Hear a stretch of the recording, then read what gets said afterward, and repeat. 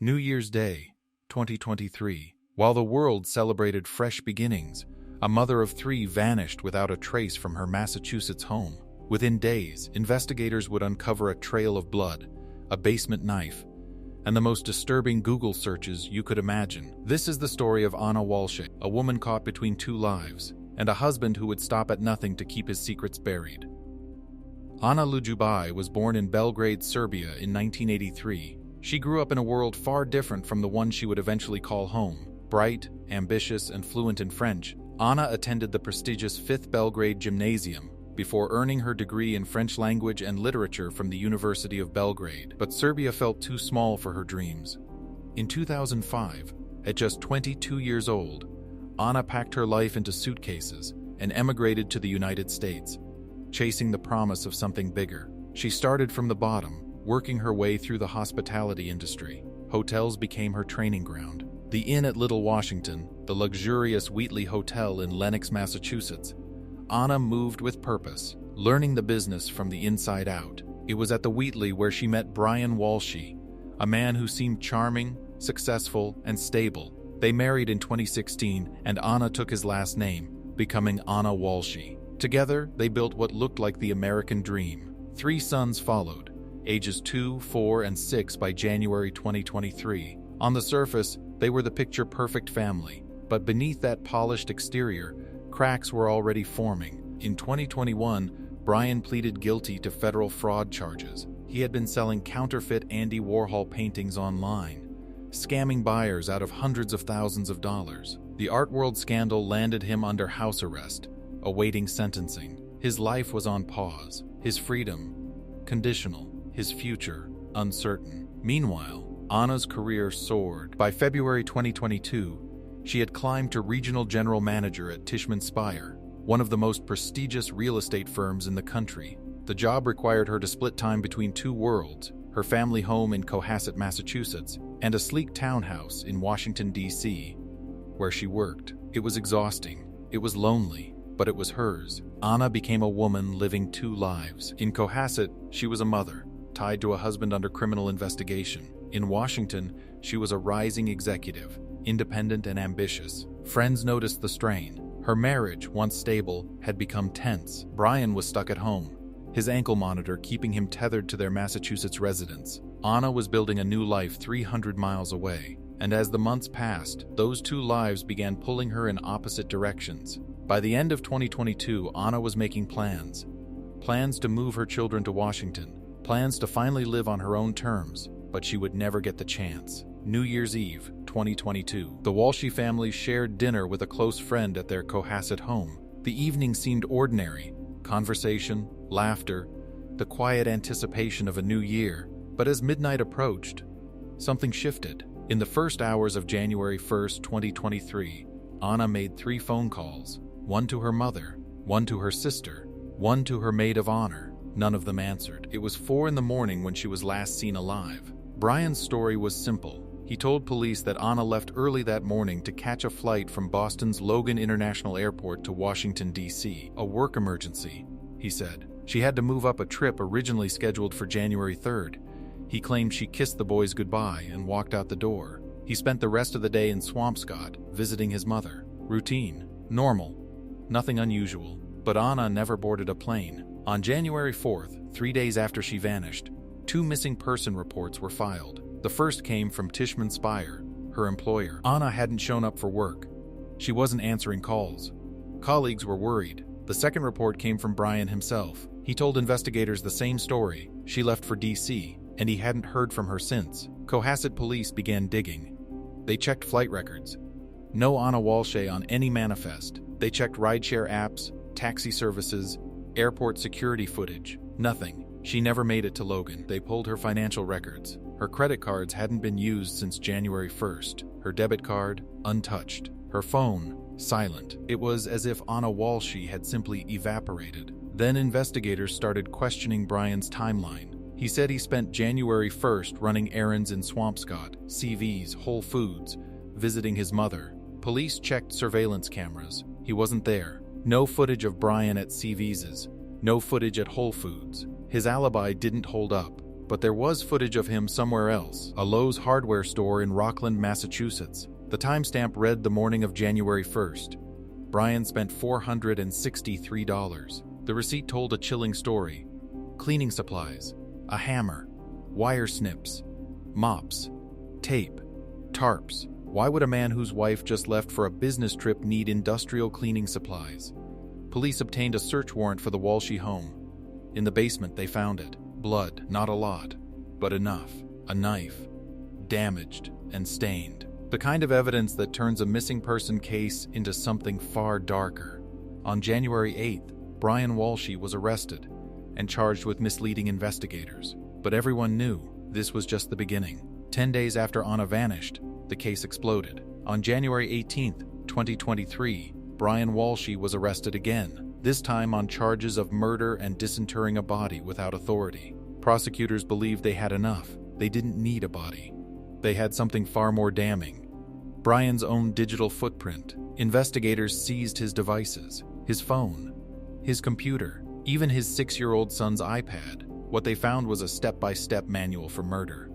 On January 1st, the same day Ana disappeared, Brian conducted a series of Google searches that read like a horror movie script. How long before a body starts to smell? Dismemberment and the best ways to dispose of a body. 10 ways to dispose of a dead body if you really need to. Hacksaw best tool to dismember. Can you be charged with murder without a body? How long for someone to be missing to inherit? Each search was methodical, calculated, desperate.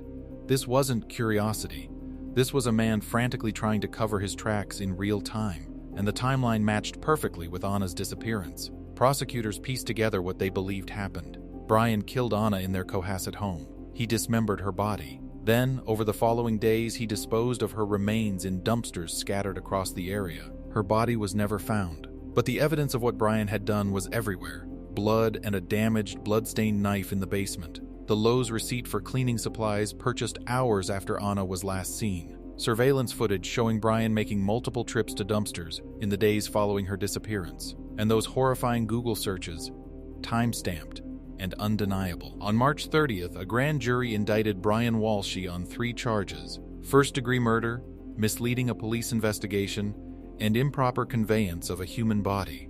But prosecutors had another piece of the puzzle: motive, and it came in 2 forms: money and betrayal. Brian was the sole beneficiary of Ana's life insurance policy, $2.7 million.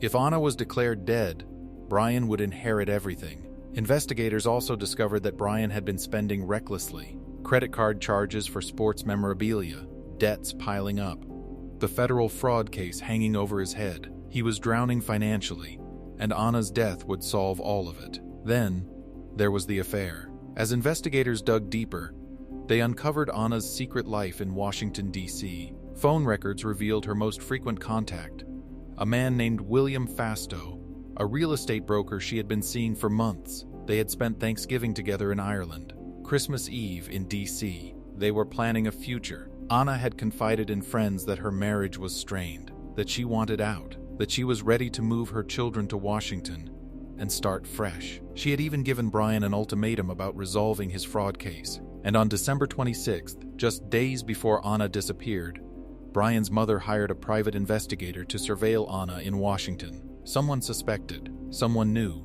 On Christmas Day, there was a Google search on Brian's phone. William Fastow's name. Brian was watching. And on New Year's Day, everything came to a head. William Fastow met Ana Walshe in 2022. She was looking for a home in Washington, D.C., and he was the real estate broker who helped her find it. A professional relationship at first. Tours, negotiations, paperwork. But somewhere along the way, it became something more. Fastow was separated from his wife. Ana was 300 miles away from a crumbling marriage. They were both lonely, and before long they were no longer just friends. We quickly became close friends, then confidants, and before long, we started an intimate relationship, Fastow testified during Brian's trial. They shared conversations about their lives, their struggles, their dreams. Ana confided in him about her marriage. She was despondent about being away from her children so much. The kids were in Massachusetts because Brian's home confinement required him to be their primary caregiver. Ana hated it. She felt like she was failing as a mother. She felt trapped. The federal fraud case was a constant weight on their marriage. It held up her life, her plans, her future. There were heated arguments. Ana discovered credit card charges Brian made for his sports memorabilia business, expenses she never approved. The trust was gone. The love was fading, and Fasto became her escape. Their relationship was serious. They spent Thanksgiving in Ireland, Christmas Eve together in D.C. They were planning trips abroad, building a future. But Ana was adamant about one thing. Brian had to hear about the affair from her. She didn't want him finding out another way. She wanted to protect her integrity, even as her marriage fell apart. So she kept the relationship hidden, for now. On New Year's Eve, Ana texted Fasto, wishing him a happy new year. It was the last time he ever heard from her. They had plans to meet on January 4th, after she returned from Massachusetts. They were going to have dinner. They were going to talk about their future, but Ana never made it back. On January 4th, the day she was reported missing, Fasto received 2 phone calls from Brian Walshe. He didn't answer. He was terrified. He was in an intimate relationship with Brian's wife, and he hadn't heard from her in days.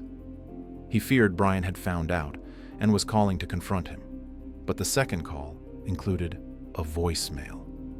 Brian's voice was calm, almost casual. "I was just reaching out to basically everybody I could. Ana hasn't been in touch for a few days. I spoke to work today. She hasn't been in. I'm sorry to bother you. I'm sure everything's fine." Fasto called back immediately. He offered to check Ana's townhouse in D.C. No one was there. Ana was gone. And in that moment, Fasto knew something was terribly wrong. When he took the stand months later, prosecutors asked if Ana had ever mentioned that Brian suspected the affair. Fasto's answer was clear. No. She never said Brian knew. But the evidence told a different story. For nearly 3 years, the case haunted Massachusetts. Ana Walshe's body was never found. Her 3 sons grew up without answers. Her family in Serbia mourned an ocean away, desperate for justice. And Brian Walshe sat in custody, maintaining his innocence. On November 19th, 2025, everything changed. Brian Walshe stood before the court and changed his plea. Guilty on 2 counts: misleading a police investigation, improper conveyance of a human body. He admitted to lying. He admitted to disposing of Ana's remains, but he still refused to admit murder. His defense team spun a new story. They claimed Brian found Ana dead in bed on New Year's Day. He panicked. He didn't know what to do. So, he dismembered her body and hid the evidence. But he didn't kill her. The jury didn't buy it. The trial began in late November 2025 in Dedham, Massachusetts.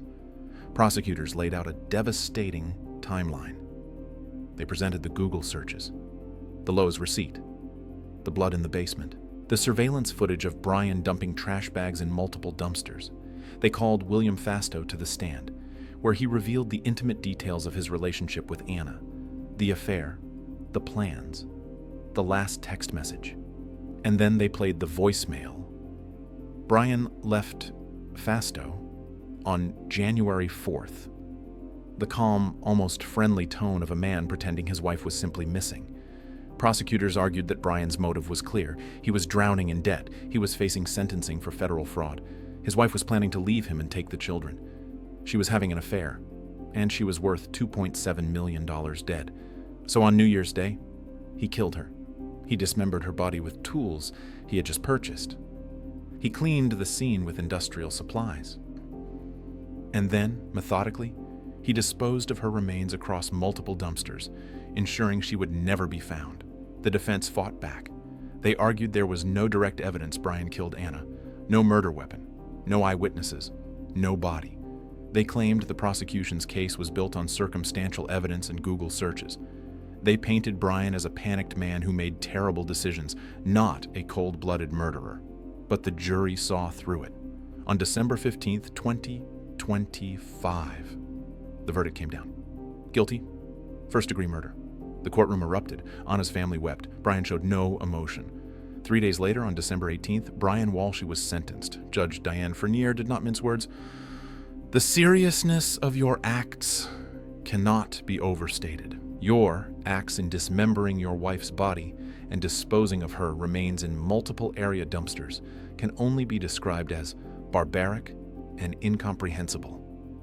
Life in prison without the possibility of parole for murder, 19 years for misleading police, 2 years for improper disposal of a body, all sentences to be served consecutively."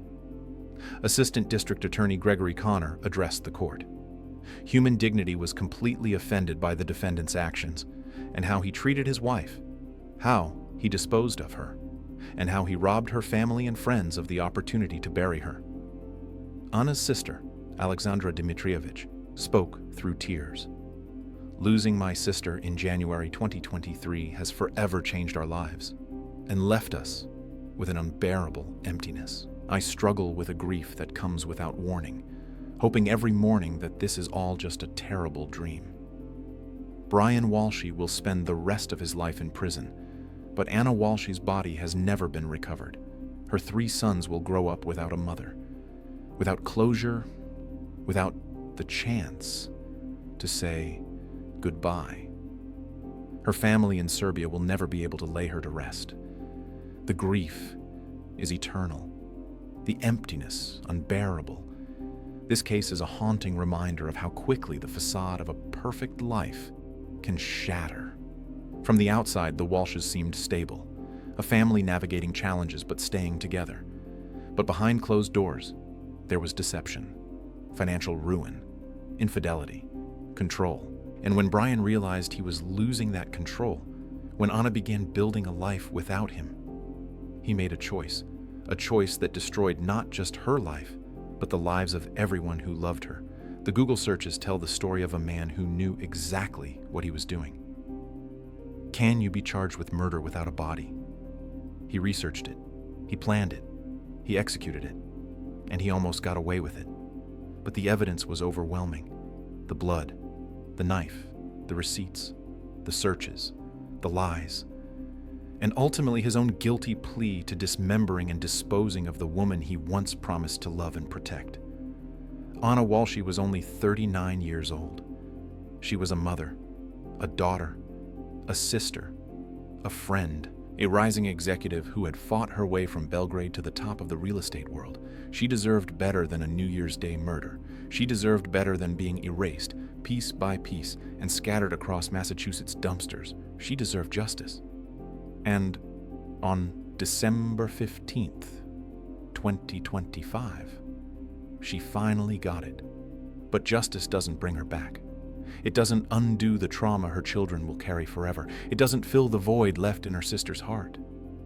It doesn't answer every question, and it doesn't give her family the one thing they desperately need: a place to mourn her. If this case teaches us anything, it's that evil doesn't always look like a monster. Sometimes it looks like a husband, a father, someone you trust. And that's what makes it so terrifying. Rest in peace, Ana Walshe. You deserved so much more. If you want to see more deep dives into cases like this, subscribe and hit the notification bell. Drop a comment below with the case you think I should cover next. And remember, sometimes the scariest stories are the ones that are true.